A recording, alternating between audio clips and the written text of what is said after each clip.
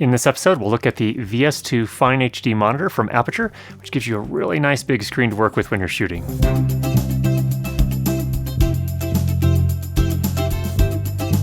Now, first of all, in the spirit of full disclosure, I did not pay for this with my own money. It was sent to me by Aputure for review. Now, the VS-2 FineHD is an update to Aputure's 7-inch monitor for HDMI cameras. And in this particular case, what they've upgraded is the screen. So now you get a full HD screen, actually more than full HD screen, that gives you a lot of features that make it much, much easier when you're out shooting and you need to move quickly. For example, it's much easier with the focus and the exposure assist tools to nail your focus, nail your exposure, and also just because of the size of the screen and the clarity of the screen, it's much easier to find problems and solve them before you're done shooting. So for example, if there's something distracting in the scene, it's much, much easier, certainly for my eye, to see it when you can see it on a 7-inch monitor versus a little 3-inch monitor on your camera. Let's run through some highlights of the assist function on the Aputure VS-2 FineHD. First of all, false color. This is my favorite exposure tool. And if you're not familiar with this, essentially what it does is it overlays a bunch of colors to show you the different exposure levels of each of the elements within your frame. So you can very quickly make sure that you're not clipping anything and you're also not losing anything in the shadows. And all you have to do is adjust your settings on your camera. Generally, I'm going to be setting my ISO or my aperture, adjusting those to get this right exactly where I want it. Quick and easy to work with. Really nice, especially when you're outdoors and it's kind of hard to see your screen especially. This can really help you nail that exposure every time. Zebra stripes, of course, which will identify the areas of your image that may be clipping. That is to say they're too bright for the camera to actually record any detail in. There's also, of course, focus peaking, which helps you nail your focus.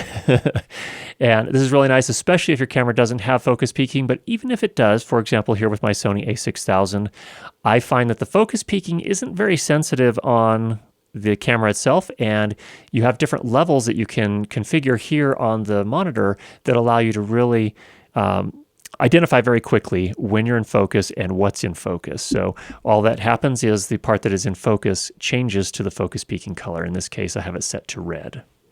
Also, of course, includes a histogram, which is just fine. You can turn that on and off. Audio peak meters, and they are implemented quite nicely. They're actually nice and large so that it's very easy to see exactly where you're hitting. And the ballistics are nice. They're fast enough that you can really see where your peaks are hitting. Just work really, really well.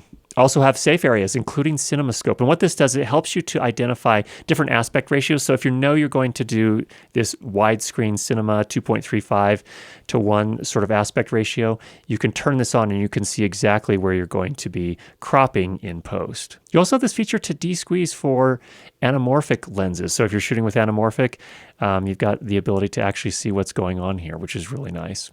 You can also flip the image horizontally and vertically. That's really helpful in cases where you need to mount the monitor upside down for whatever reason, just to make it fit on your rig.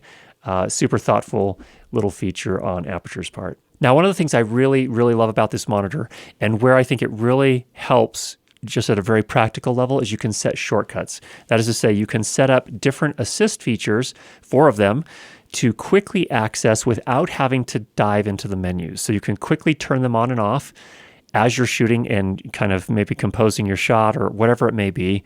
It's very quick and very easy, and it prevents a lot of menu work. Really, really nice feature. And I think to a large extent, these are the practical kind of things that make a huge difference with a monitor. If you can't quickly do what you need to do, they're not as useful. But when you can, they are enormously helpful. In terms of material and build quality, the screen itself looks to be a hard plastic, and then the rest of the case is actually a soft rubberized sort of plastic, which really actually feels quite nice and fairly sturdy. I actually think I probably have more confidence that this would withstand a fall if for whatever reason I dropped something or the tripod tipped over. I think this would probably fare better than my $2,000 Atomos Shogun. They've done a pretty nice job with this. Screen resolution, of course, is fantastic, Full HD plus, and what I mean by that, it's actually 1920 by 1200. Full HD is 1920 by 1080. What that means is not only can you display a full HD image, but you also have additional room at the bottom for additional info on the monitor, for example, when you're in false color mode. So really nice resolution there. You can see the whole thing. And in terms of quality, to my eye, it seems every bit as nice as my Atomos Shogun. If you're familiar with that particular recorder monitor, this seems every bit as good in terms of quality of the screen. Very small pixels, so you can't really see the pixels. It is retina, if you will, in Apple terms. But it makes it really nice to work with. And why that's important is, again, it's so much easier to nail your focus and to identify things that are wrong within the frame. If you need to fix issues, you can identify them so much easier on this size screen with this level of resolution. Now, color on this monitor is quite decent.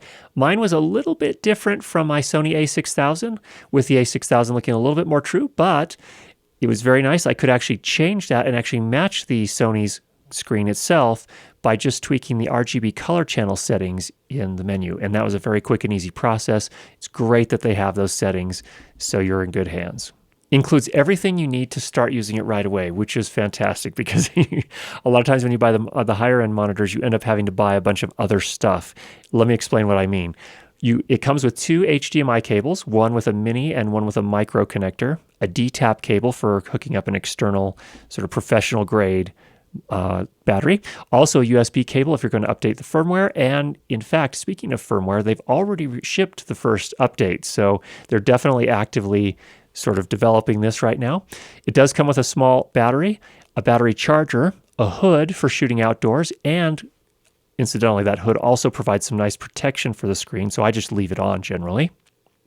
And a very nice articulating arm and cold shoe mount. So you can connect this to almost any rig. If you're just going to connect it directly to your camera, you can do that as well. This articulating arm is really nice quality. And in fact, I really like the mounting for hooking it up to a cage, because not only is it just a 1/4 screw, but it also has a retaining nut on the other side. I've had issues with articulating arms in the past where all they had was a 1/4 screw, and sometimes they would come loose and your whole monitor or whatever was attached to it would go swinging. It would never fall off, but it was, again, it was kind of a pain. In this case, they have this retaining nut, which makes it a fantastic hold.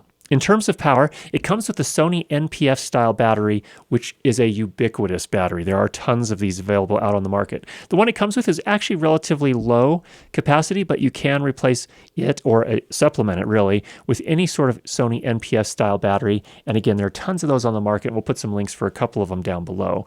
Depending on which size you use will determine how long you can power the unit. With the included battery, I get a little bit over an hour and a half of powering time. It also includes a D-tap cable, which means you can use much larger batteries like Anton Bauer or V-mount and really get a full production day of power. Video and audio inputs include HDMI, component video, composite video, and just AV audio inputs on RCA plugs. I haven't had a need for component or composite inputs for a long time, but they are there if you ever need them. In terms of audio, you can monitor via the 3.5mm stereo jack on the bottom of the unit. It is a TRS input, so you can use pretty much any set of headphones that you have on hand. And of course, it also includes the peak meters, which we talked about a little bit earlier. Another practical benefit, the menus are super simple and easy to navigate with the 4-way control on the menu button. I think they've really struck a nice balance between configurability and simplicity. So not everything is configurable, but enough is configurable to make this monitor super useful and super convenient. And yet at the same time, they've kept these menus simple enough that you can really learn how to use it within just a couple of minutes. Overall, looking at the Aputure VS-2 FineHD, I'd say it's a really great little recorder for its price, $299 US. I don't really know of any other monitors in this price range that really have as many features and as nice of a screen at the resolution that they provide here. Now, there are a lot of others in other price ranges, of course, that really kind of could compete. But the problem is most of those don't start until you get into the $800 range. So Aputure has really kind of found a nice niche here with the Aputure VS-2 FineHD. Hope you found that helpful. Thanks for checking out this episode. If you have any questions, go ahead and leave those down below. And if you haven't subscribed already, make sure you do that. And we'll be sure to get you more great videos on how to improve your lighting and sound for video. Talk to you soon.